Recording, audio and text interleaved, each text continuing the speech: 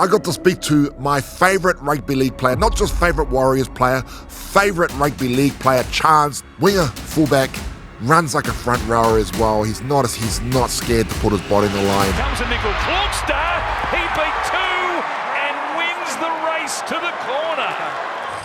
He plays with everything that he has. He gives the Warriors everything that he has. He's just an amazing guy. I got a chance to sit down with him. So much of his life is very similar to the way that I grew up, the stuff that I went through. My heart hurts for them. It's because I love them so much. This podcast, he shares things that I don't think anyone would know. It got emotional, but how he's overcome it, and that's always the hook, right, for me. We go through these tough times, and how do we overcome it? We say it's possible, but not just it's possible. How? What tools did you use? Going through that moment, bro, was what helped me switch the mindset and I need to be so much better. So that others that are watching this, going through similar times, can use those same tools to get up and get out of that struggle as well. Don't forget to like, comment, and share. This episode is amazing. Enjoy.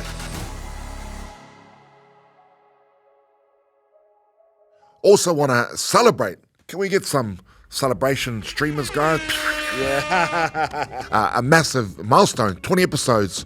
Just want to take the time to thank all of our guests that have come on and shared their stories. Thank you to the Fanatical boys. They're a next level outfit here. Believe in me, so I really want to thank you guys. Also, a massive thank you to Trust Motors, how car buying should be. These guys really helped us to get the series off the ground.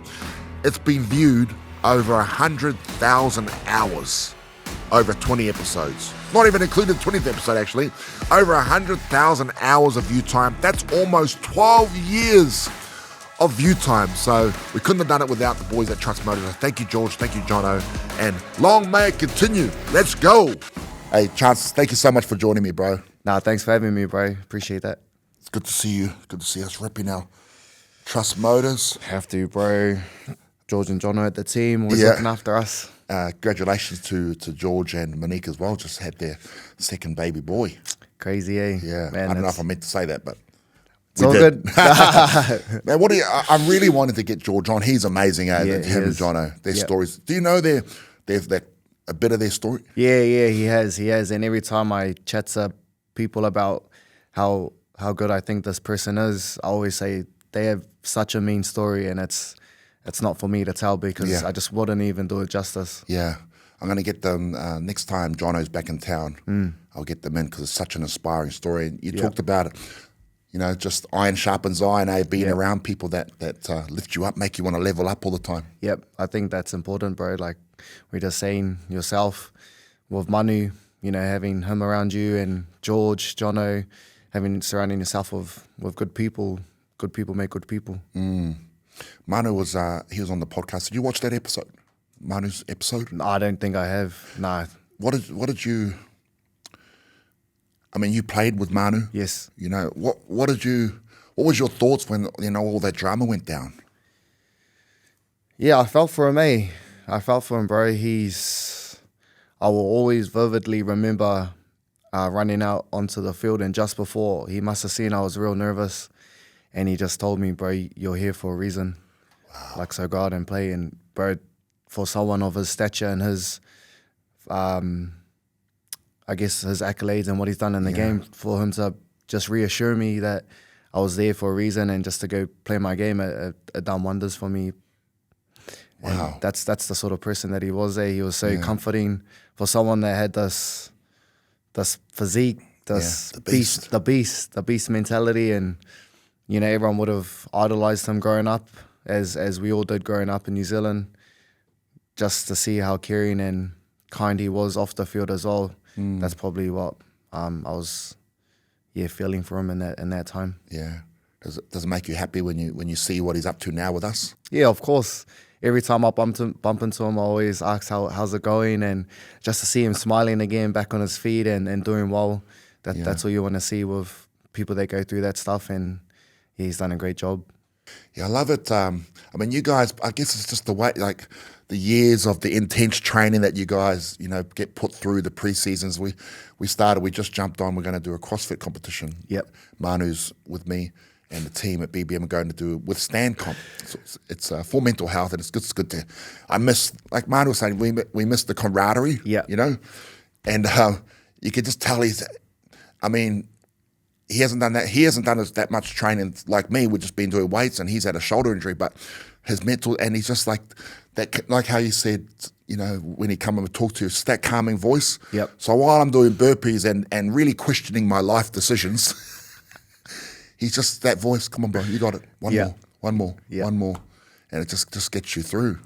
He does he'd be someone really good to have next to you, pushing you along. Like I said, what he's done in the game is up there with the best, and that's one thing I said I would never get into is marathons, CrossFits, because you know, bro, as athletes we just have that switch, and when we want to compete and we get challenged, we just want to dive in harder. So that's what I don't want to do after footy. I just want to kick the feet up and train when I want to, and here and there. But yeah, if I get into something like that, I feel like the bug might take over. Oh, well, I was going to ask you if you wanted to join our BBM team, so that's a no. Let's go, bro. Because we it's like you said, you know, we have that competitive edge, and I said to them, like we're not entering to enter. Yeah, like we know we want to take it out. Yeah, we want to compete. We want to win. Yeah, and that's why you know, it gives us something to train for. Manu's the same. He goes, Manu was thinking, I don't want to embarrass myself, you know, because of what I've done, and then you know not do well in this comp. So even when we were down in Wellington for the speeches, we were training in the morning, and it's gonna be fun. Yeah. He'll do a good job, bro. You might not be able to put your feet up because, you know, talking to you about your post-career, what you wanted to do, getting into gyms and things, you won't be able to put your feet up. Yeah, not as such as, you know, get big or not stop training or whatever. I just, anything competitive, I know. Yeah, you just can't help yourself. Nah, even with my wife at home, anything competitive, it just takes over and the juices get going, and then got to take a breath and go for a walk. It's funny because I rang up the organizer. I said, "Look, man, don't put any shit refs on our team.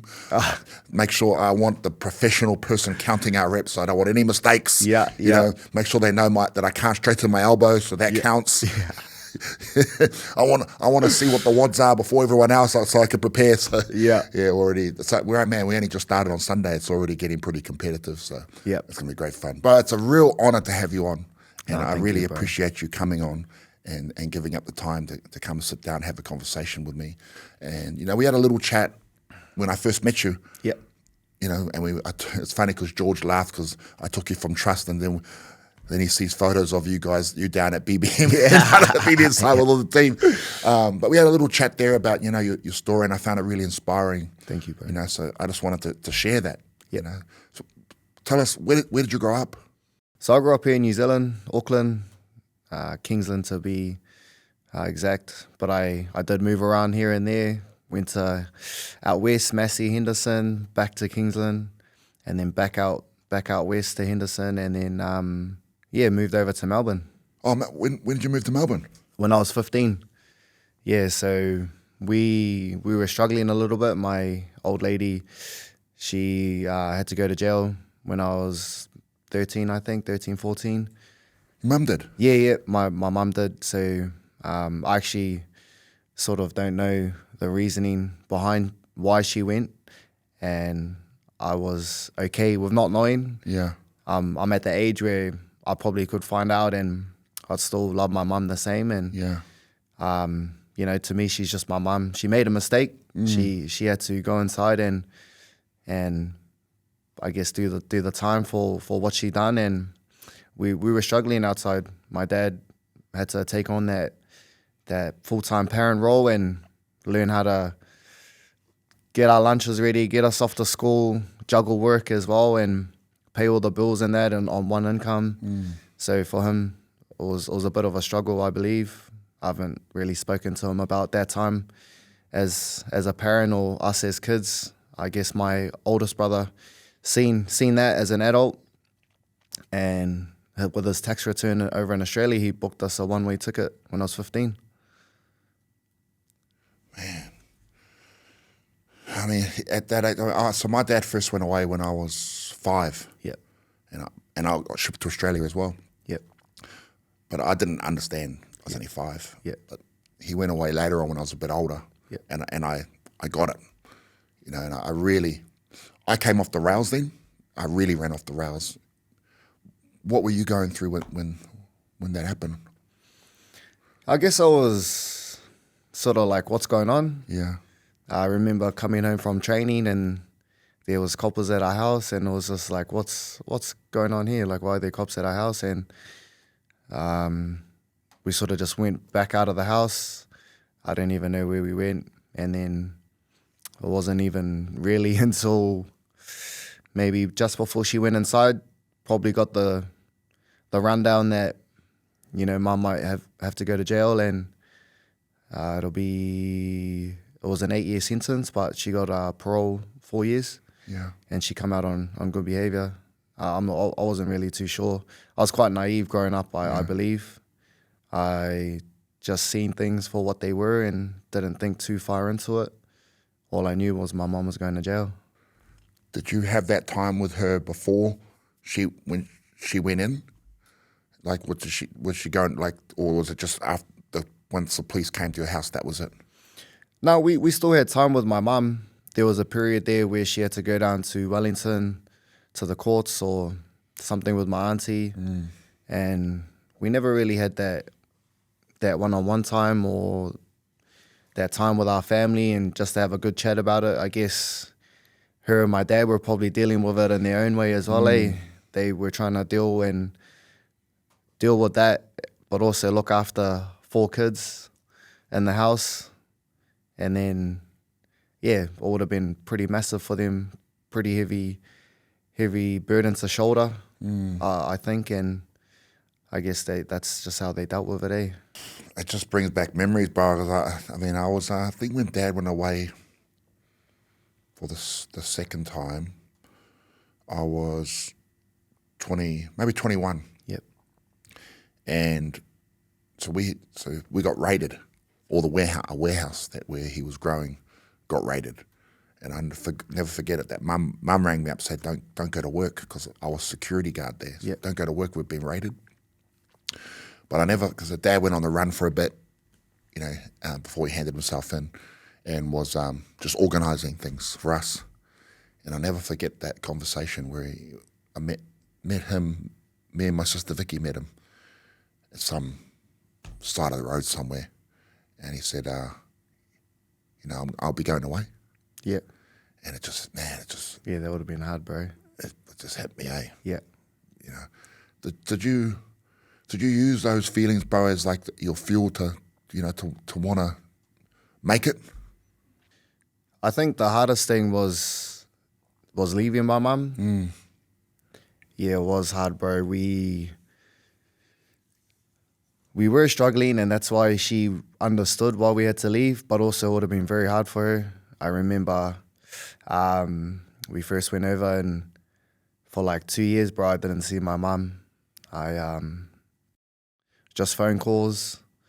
I got picked up for the SG Ball system, which is the under-18s Melbourne Storm team over there. It's a under-18s competition. And due to the trainings and whatnot, I would always stay back during Christmas to train and to prepare, because we sort of only had that 2-week block, and then I would get back and would be pretty much straight into it January 3rd, and my family would go back and they wouldn't get back till later, so it was probably just easier for me to stay. And yeah, it wasn't motivation. My mum always told me, you know, if this is what you want to do, this is what you want to do. She always supported, like, if it was something I didn't want to do, like, that's okay as well. And I think just just when I seen that pathway, that's probably when I started to think, you know, this could eventuate into something. This could eventuate into playing NRL. Whereas when you're younger, I guess you don't really see the system. And that's probably what's the good thing about nowadays, is it's out there all the time. You got Harold Mats, you got academies, and there's a clear pathway. When did do you remember when you got told she was getting out? Yep, I do, bro. I was playing state So for Victoria, I was playing for Victoria, and we were in the van. Must have been after training or something, and then I just remember the manager like asking me like, "Oh, what's up?" And I was like, "Oh, just got a message. My mum's getting out." Wow. Oh, bro, I was stoked there. Couldn't wipe the smile off my face. And I knew, like, I just wanted to go home and see my mum. I think, we're all men and probably mummy boys at stages of our lives. And, yeah, I guess I missed it, eh? I missed to get to where you need to get to at certain stages of your life. You need to make sacrifices. And at that stage of my life, 15, 16, 17, the sacrifice was time with my mum.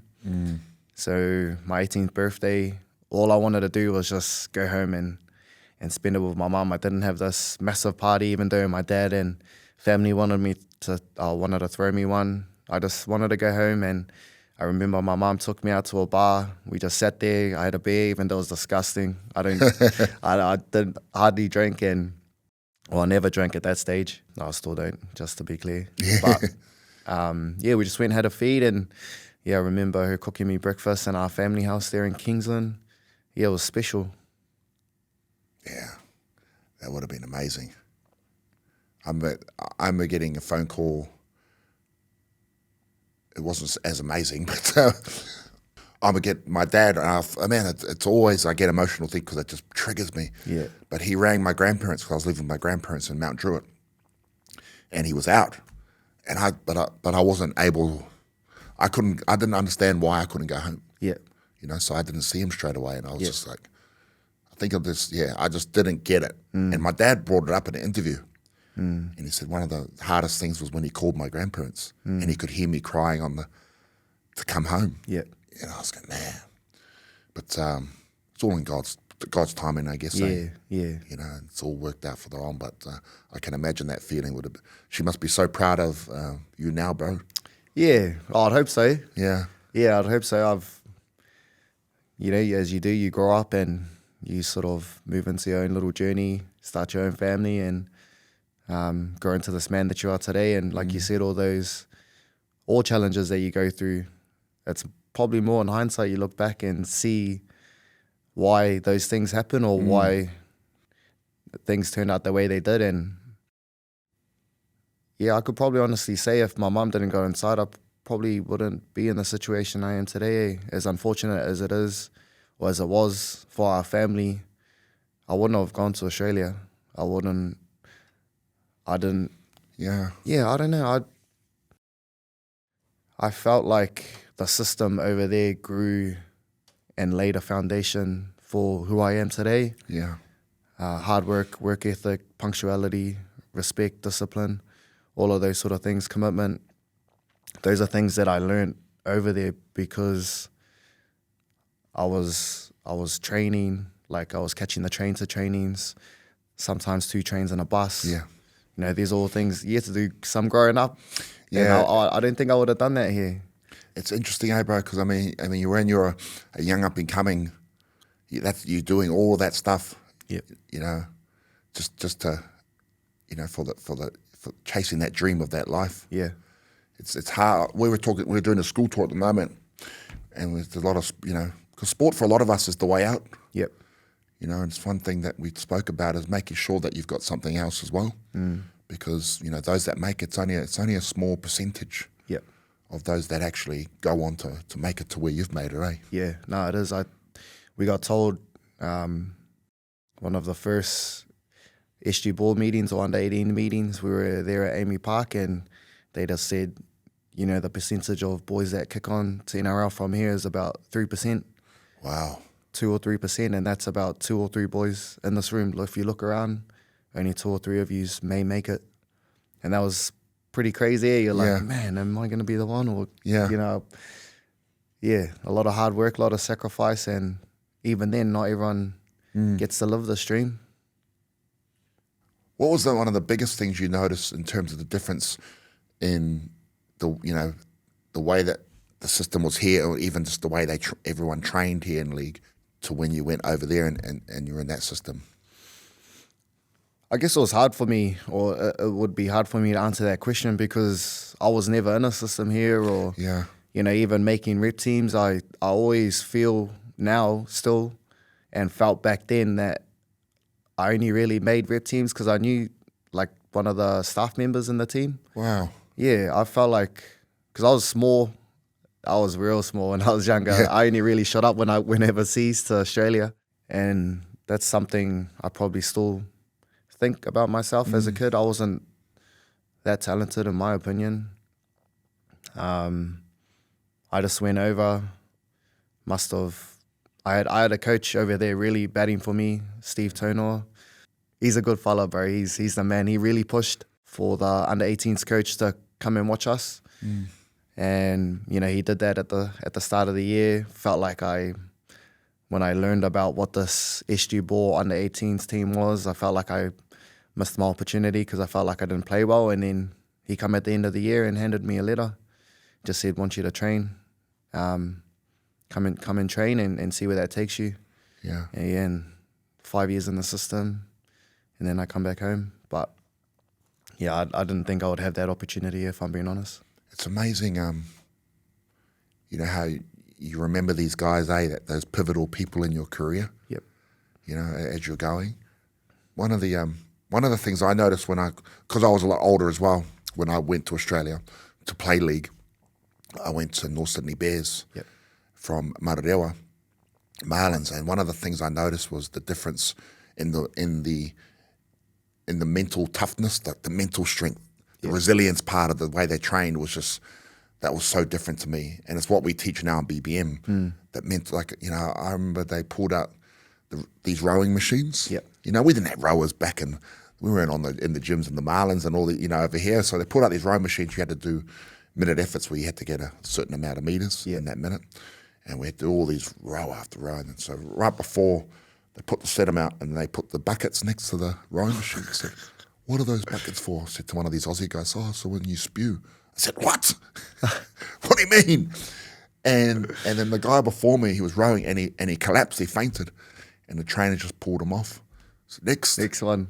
And it's just, that was so different, eh? Yeah. Like that, and I think it's something that they've always had over us because that was just embedded from such a young age. That's the way they trained, eh? Yeah. I think that is a big reason why, like you said, they do well over there. And with the systems that the Warriors are creating here at the moment, with the academies, 16s, they've gone back to, they're the 17s now, sorry. They've gone back-to-back premiership winners, which is crazy for the club. Yeah. And normally that's probably happening in other teams. Other teams are being dominant and the mentality. And it's nice to see that there is a pathway here in New Zealand for players now. They can stay home and they can see the pathway in New Zealand. They're not having to go overseas and create their dream somewhere else. They can create it right here in Aotearoa. Yeah, bro. It's good to see people coming home too, like, Fish as well. Yep. Yeah, it's amazing.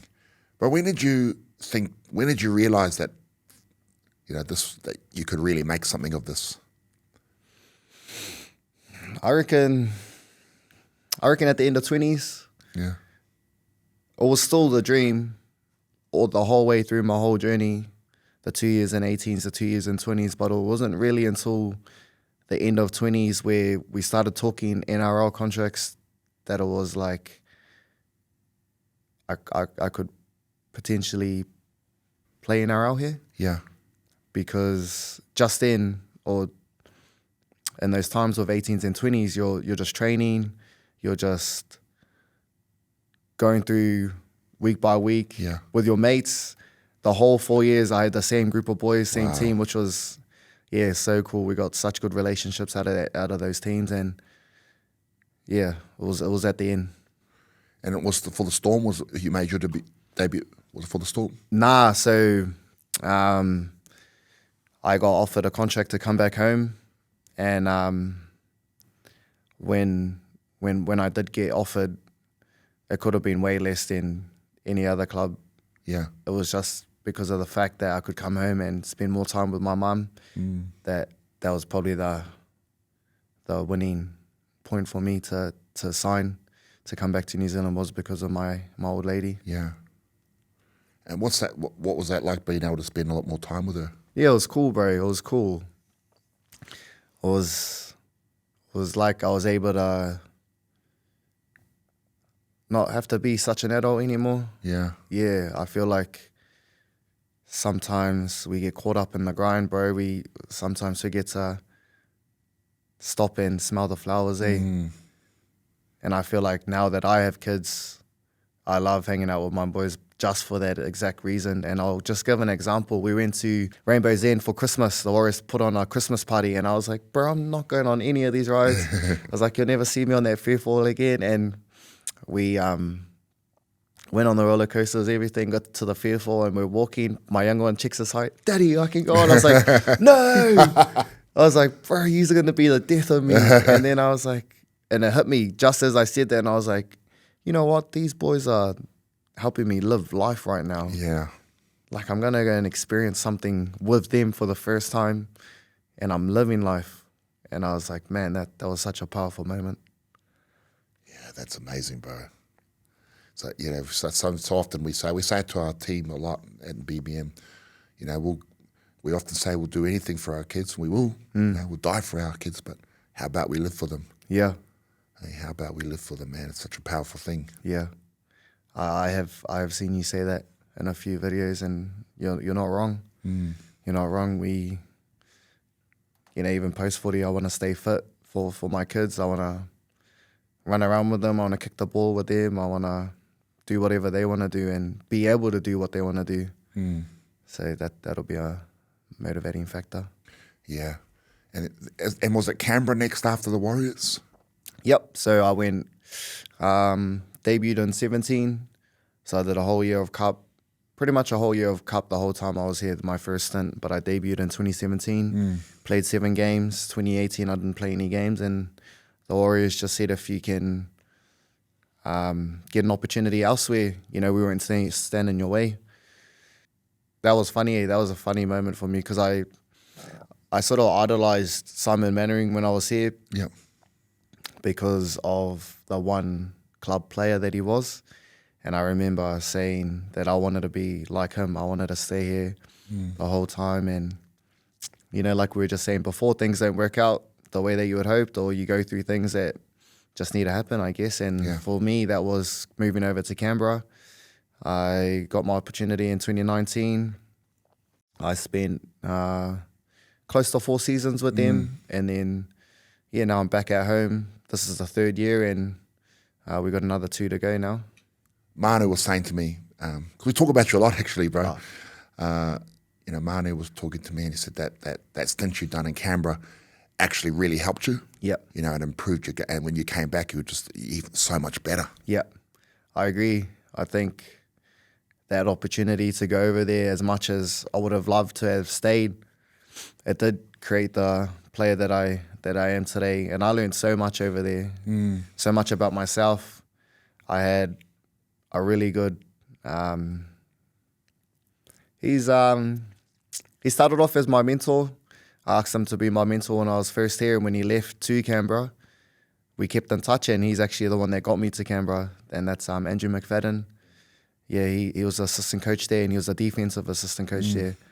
So we just worked on my craft, and still, like mental game-wise, he was always on for me and helped me in those areas. And I just started to slowly mold this player that I wanted to become, and I'm still molding that player that I want to become. I'm not quite there yet. I'm leaps and bounds more than what I was a few years ago, but yeah, that's where it started for me, and I'll be forever grateful to Canberra. I loved my stint there, made some great mates, and it was time to come home. You had man, you're very humble, bro. You're definitely our favorite player, and you're just got so much heart.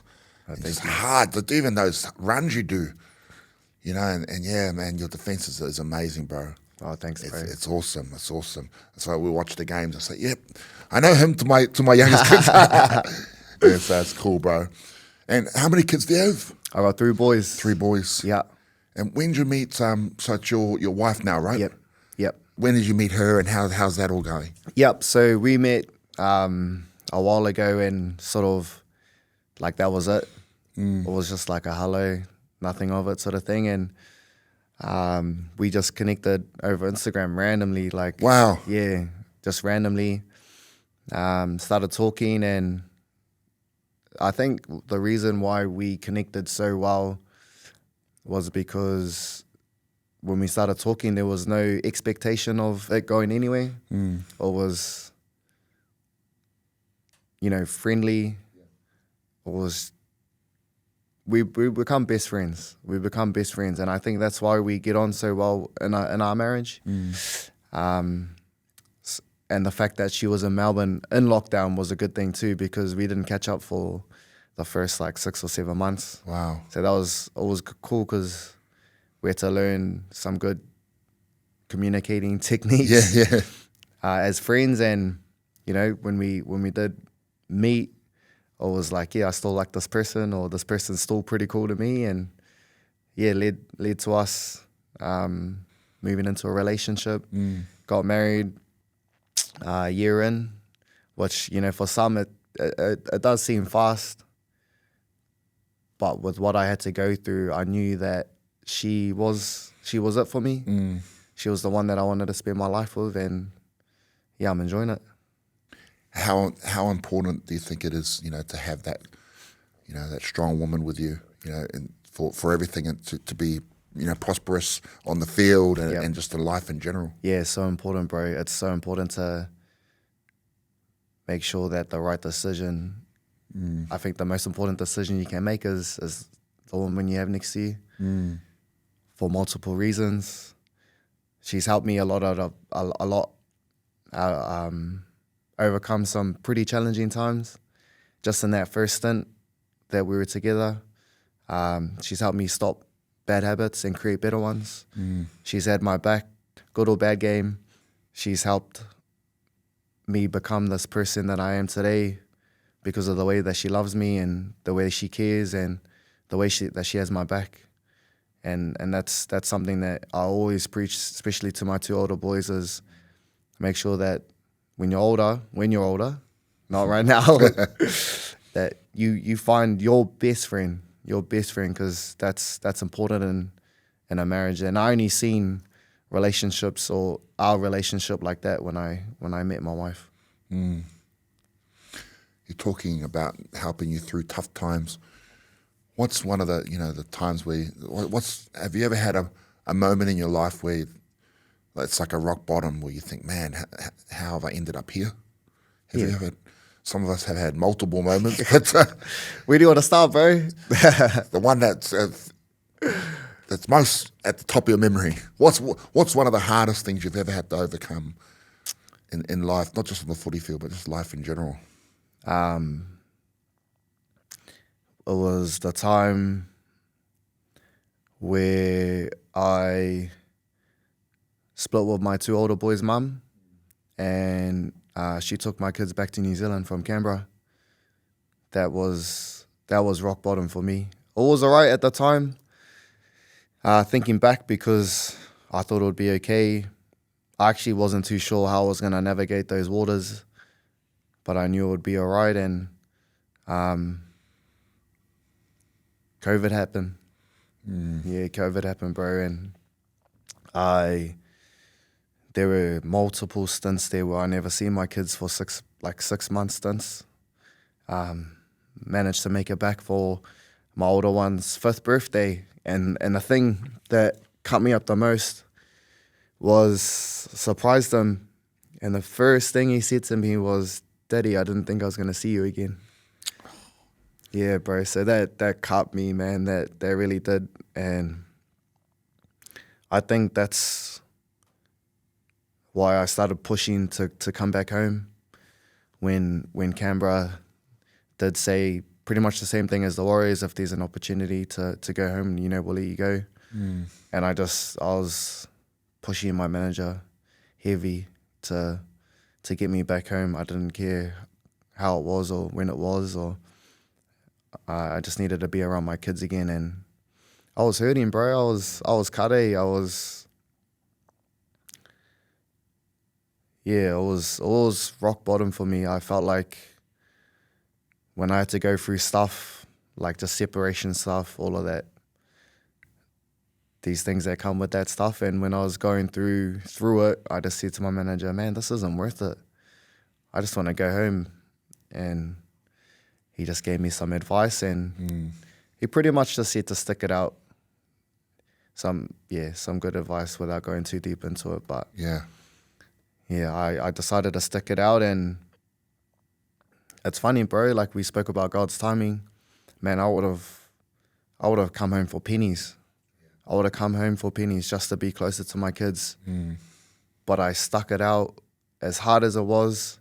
I just stayed, and I was able to I still come home on less, but it wasn't pennies. It was still manageable to try and rebuild. Because I literally had to rebuild my life.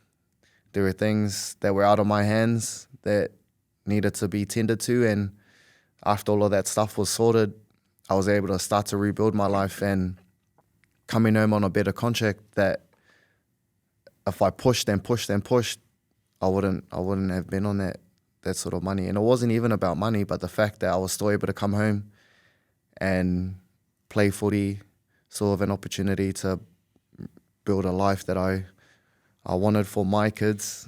Because at that stage, it was like, man, I got nothing. I've been in this game for 10 years now, and I got nothing to show for it for my kids. No money in the bank. It was all gone. Nothing, bro. But through those hard times, through those challenges, going through that moment, bro, was what helped me switch the mindset and like, I need to be so much better, or I need to do something for my kids and for myself and my wife now. Yeah, I've had to build off a crazy foundation. That's tough, bro. Because it's no wonder we get along so well. There's so many similarities. And because, bro, I'd never forget the last time I saw my boys, before I got them back. And it was a look my son Tavita gave me. Just that look. It's a fleeting look as they're walking away where he realised. It was that, like what you said, I didn't think I'd see you again. That was what that look was, that he realised he's not going to see me in a while. And fuck, that broke me, bro. Oh, bro. That just reminds me the same of dropping off my kids to the airport. It's always in hindsight, but I wish I just kept them with me. I didn't realise, or I was a kid still. Yeah, but go through it, eh? It's all, like you said, bro, we both, we have strong faith. There's a reason, hey, it's always, but even if you don't understand what it is at the time, and I met your boys, they're cool, man. They're Trust Motors. Yeah. Cool boys. You're an amazing family. And thanks, bro. And that's what when I first talked to you in the car, we spoke about that. You talked about having to rebuild. How hard was that, bro? I mean, I know how hard it is, but how hard was it for you to have to rebuild? Because people would see you playing league, NRL for 10 years. Yep. And we just assumed, like people with Manu, they assumed he had all this stuff. But you've got nothing. Yep. How did you rebuild from there? It's such a misconception that because you play NRL, you should have all this money. Yeah. But like it's the total opposite, eh? Certain players at certain stages you might, but like straight away in Australia, 47%. So out of $1, 47 cents is gone straight away to tax. Wow. And after doing all the working out and management fees, child support, all of that sort of stuff, it was like, I think I was clearing 37 cents in the dollar after everything. And then you've got your rent and all those bills. So it was but it's the way you manage your money too, eh? Got to get real good at that. And yeah, we were not good at managing money at the start. Yep. Amen, bro. That was me too. And my wife's real good with money. She was cool, bro. She allowed me to navigate waters, but with her there. Yeah. She never pushed me into anything or told me how things need to be. She just was there if I needed her. And You just got to work. Yeah, bro. It wasn't to start to rebuild my life. It wasn't like as hard, I believe. It was hard because my heart wasn't there. Yeah. My boys, bro, they had it. Yeah. That's probably what rebuilding is. And for me, it wasn't the monetary, it wasn't the materialistic stuff. It was rebuilding this. Even now, bro, like I'm still, just talking about it, I'm still heartbroken from my experiences. And it's just because I love them so much. And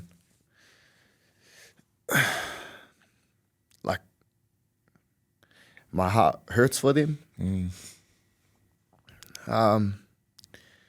And I thank God every day for my third one, my boy. Sorry, bro. Because I feel like he was sent to help me navigate those waters. I still look back at photos and I missed out on so much, bro. Like, my boys will be in nappies, and then the next time I see them, they're starting undies, and like, that's just a funny, like, I guess, image, because that just shows how much they're growing. And that's why I try and be so present with my younger one, because I remember both my older boys at that age, and during certain moments of my third one's life, like, I wasn't there. And yeah, like, I didn't want anyone's sympathy. Like, it's my own doing. I chose to stay in Australia and try and live this dream that I'd been chasing since I was 4, or until I knew that it could become a reality, since I was 15. And I just always look at it as an opportunity to show my kids, to be a role model. There are things that you're going to have to sacrifice. And at that stage, I was naive. I still can be at times, but I was naive, and I just figured it'll be okay. I didn't know how it was going to be okay, but I thought it'd be okay. And that's a part of the rebuilding that's still happening. Yeah, is the mamai that I had, Yeah, because there's still times, where you think back and you go, oh. Yeah. Damn. Bro, it's like, you got to forgive yourself too, It's one thing, if you ever get a chance, watch Ina's episode. Yep. And, bro, she's gone through some trauma. But you never know, because she said, I've forgiven myself. And that was the first step. Yeah. You know, you got to forgive yourself. Yeah. What's life like now with them? Mean, I love it, bro. I love, like I said, smelling the flowers, stopping a little bit. My 2 older boys love their league. My baby loves his brothers. Yeah. He's funny, bro. He's me and my wife mixed together, and it's cool. I love seeing my boys do what they want to do and become who they want to become, and I just always want them to know, and I always tell them, like, I always love you guys. I'll always be proud of yous. I'll always be here for yous whenever you need daddy. And I always tell them, bro, when they're older, they'll still be getting those hugs and kisses, bro. They'll never be too old. I don't care if you don't want them, bro. I just try and be that safe place for them. These stuff, you know, the real world, There's the real world when you get a little bit older, and I just want them to know that no matter what it is, what's happened or what they're going through, they can always guarantee that they'll always have a safe place with me.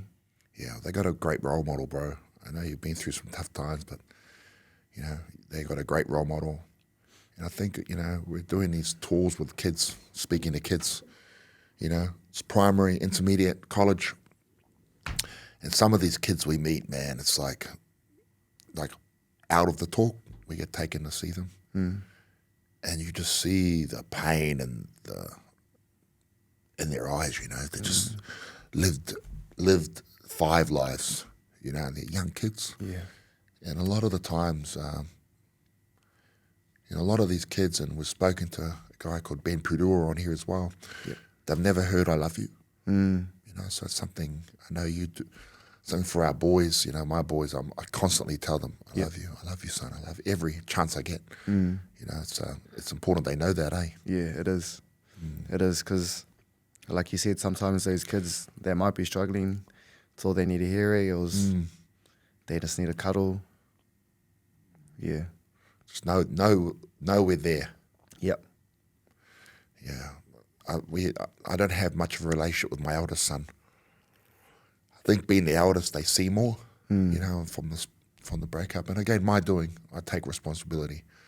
But I just let them know I'm there. Yep. That's all I can do. You know, what's a question I always ask? Well, before I ask that question, what's the plans now, bro? So you got 2 more years. Yep. Have you started thinking? Well, I know you have because we talk about it a bit. Yep. Post footy, what's the plans? Yeah, bro. So post footies, it's funny, man. Like I was just telling my wife, you just go through stages of footy. Like you're happy to be there. Second's like, I want, like, how do I be better? Yeah. And then third one is just trying to maintain that high level, high performance. But then you've got the windows like this, and like you said, it closes so fast, bro. I'm getting older now, and still wondering what I think I can get up to for post footy. I just know that whatever it is, I wanna use money as a tool. I don't want more money because I want more money to have more money. I want it to buy time. I want to spend time with my family. I want to be able to take my family wherever they want to go, or take them on a trip here and there, and just create memories, core memories. And yeah, I guess I just want to buy time to do what I want to do. Yeah. And I think an element of helping people, I think, might be something that I'll get into. Something with kids, maybe, I'm not too sure. And true wealth, bro. True wealth to me is being able to help people. Yep. You know, that's really, you know, if you've got there, you got to come back. So really, to me, it's compulsory. Come back, help others up. But true wealth is what you said, just being able to do whatever you want with your family. Yep. You know, go and experience things, have holidays, and that time you talk about. Yeah. Just like, you know, when we went on a holiday with the kids, we went on this big cruise, and I just like sit there. A lot of the times when we do these experiences, I don't know if you're the same, we have these experiences that not many people get to have. So we're very blessed. And I just sit there, and I don't enjoy it myself. I'm sort of just enjoying watching others enjoy it, watching the kids enjoy it. Like, man, this is cool. Yep. You know, that's such a cool thing about it, do, eh? It is. Yep. That's stuff that I want to do with my whānau too, bro, is give them experiences. Not that I didn't have like a bad upbringing, but just to know that they can look back and be like, man, that was so cool. Like we went to the Cook Islands 2 years ago. I want to keep doing cool stuff like that, just seeing them enjoy themselves, be kids. Just be cruise, kids. Bro. Go on a cruise. Love cruises, bro. Mediterranean. Yeah. Nah. A cruise will be one. Disney cruise. Yeah, that's Disney. epic. Yeah, nah, it will be cool, bro. Like you said, seeing your kids happy, man. Happy. And I just think core memories, like this is what they're going to remember growing up. Yeah. We spoke about it off camera, you know, about, you know, we're speaking at schools a lot and about the online bullying, you know, and, you know, being mindful of what you're commenting, you know, and posting all the stuff. You never know what that person's going through. And Manu talked about the stuff he was going through, you know, and myself as well. And you brought up something that your pastor was talking about. Yeah, he was just, the word for that day was like, stop waiting for the world to change. And there's that song, and that was what he was referencing to. And he just spoke about, you know, if you're waiting for the world to change, he referenced that to like some other stuff. But I thought at the same time about the online bullying, like it hit me. I was sitting there listening and I thought, man, I might be okay with what people might say about me online and everything else. But my kids, they love rugby league. My boy's 29. He could be in the game in 15 years maybe. I don't know, 10 years. I'm not too sure. But what if he can't handle it that much? And I feel like action needs to be taken because of that stuff. Yeah, like you said, bro, we're all people. We're not... I feel like the only time where I'm like put on the biggest pedestal is inside the four walls of a stadium, a rugby league stadium. And that's cool, but people also need to remember that, you know, I'm a husband, I'm a father, I'm a son, I'm a brother, I'm an uncle, cousin. These are all things that I'm outside of footy, and I'm one of 35 boys at training, and I'm one of 5 coaches at training. They all have families, they're all people. You wouldn't say that sort of stuff to your brother or your sister. We got the NRLW starting up right now. I just feel like people just need to be a bit more mindful about what they're saying, because you actually do not know what people are going through. The stuff that we just touched on, you know, someone could have said something about my kids, and during that tough time, I don't know, you know, that would have been a hard time for me. Yeah. I just feel like it's something that needs to change. Yeah, because you never know, that one thing might be enough to tip that person over the edge. You know, so it's really important. I keep speaking that up, bro. How important is faith to you? How big a part is your faith? Bro, so important. I feel like, and it's in hindsight again, faith's been my anchor through all my trials and challenges. Every hump I've had to get over has molded me and sharpened me to become this version that I am right now. And I wouldn't be here if it wasn't for those challenges. I wouldn't have met my wife if I never gone through those challenges in Australia. I wouldn't have gone to Australia if I never gone through those challenges with my mum. So these are all things that I look back and I see God's hand in that process, even footy related. But the first thing I said when I tore my hammy in Canberra, and that was pretty much the tipping point for me to come back home, I just said straight away, I don't know what God's got planned, but I know it's going to work out. Me and my wife spoke about it all the time straight away. I know God's got a plan. And that plan was for me to come back home. Yeah, Canberra might have said, we want to keep him. And then I might have stayed. I'm not too sure. Might have signed before the Warriors come in. I don't know. These things that I just, in God's timing, Yeah. Yeah, an example for me on that, bro, was, I don't go to church, but I believe I'm in church every day with the work we do. Yep. And very strong faith. And I mean, everything I do, people would think that man, you're nuts. Like doing the stuff that I like, signing leases with no funding, you know. Man, faith. Yeah. But you know, it's fun. I talk about it a lot. When I fought Manu, and he knocked me out, and behind the curtains about to come out, you know, man, it sucks losing. And I have Manu on because it's the only fight all of my kids came to. Oh, that sucks. Manu feels so bad about it. That's crazy. He feels so stink-ass. Yeah, only fight I brought all my kids to, and you knocked me out. But I was before the curtains, and the physio come up to me, and she goes, Dave, are you all right? And I said to her, God's got the plan. And, you know, and here we are working together. Yeah. You know, it's crazy. Yeah. But it's cool. You know, you just got to trust it, eh? Yeah, that's me, bro, because that's how I initially knew you as well. The brown butterbean. Oh, yes, you knew me from. Don't tell me you saw the photo of me face down. No photos or videos like that. But just seeing your stuff with the boxing, that's how I become aware of you, and to see you doing what you're doing in your space, bro. It's inspirational. I think about you in the most random times, and it's around helping people. That's when I think about you. Yeah. So you're doing a good job, bro. Thank you, brother. What's last question, bro? I ask every guest that's on. It's something we talk about every day at BBM. You know, what's your why, your purpose? Bro, I already knew this was coming, but I actually didn't think too far into it, eh? Bro. What gets you when you fall off? Yep.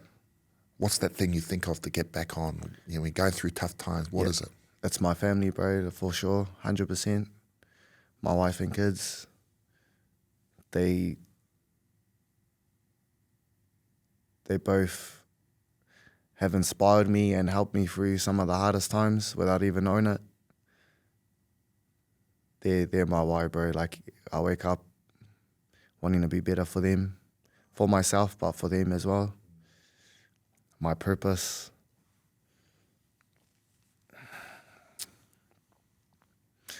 I guess just to help, just to help. I feel like the tough times that we go through is an opportunity to help someone, because these other people that go through stuff that we're going through, but they might not know it, and because you've gone through that, you can help them. It's sort of like you wouldn't ask, and this isn't like, doesn't mean that they can't help you if they haven't gone through it, but it's sort of like asking a painter to come and build you a house. They haven't gone through those experiences or the knowledge or... Yeah, I think my purpose would be to help, bro. Yeah, not just footy-wise, not just footy, just off-field stuff. Yeah. Well, I believe that's, why we've met through George. I'm sure I see in the future that we'll be doing something together where it helps people. But brother, thank you so much. Nah, thank you, bro. For coming on and being vulnerable. Yeah. Just this alone is going to be helping people going through those. You never know who's watching going through something similar. Yeah. So I appreciate it, man. So much love and respect for you, bro. I appreciate you. Times too, brother. Thank you. Awesome. Sure, bro. If you made it this far, thank you so much for the support. It really does mean so much to us. Don't forget to like, share, and subscribe, and comment on our videos, and share this out. These stories are so inspiring, and they need to be heard by everyone. Thank you so much, team.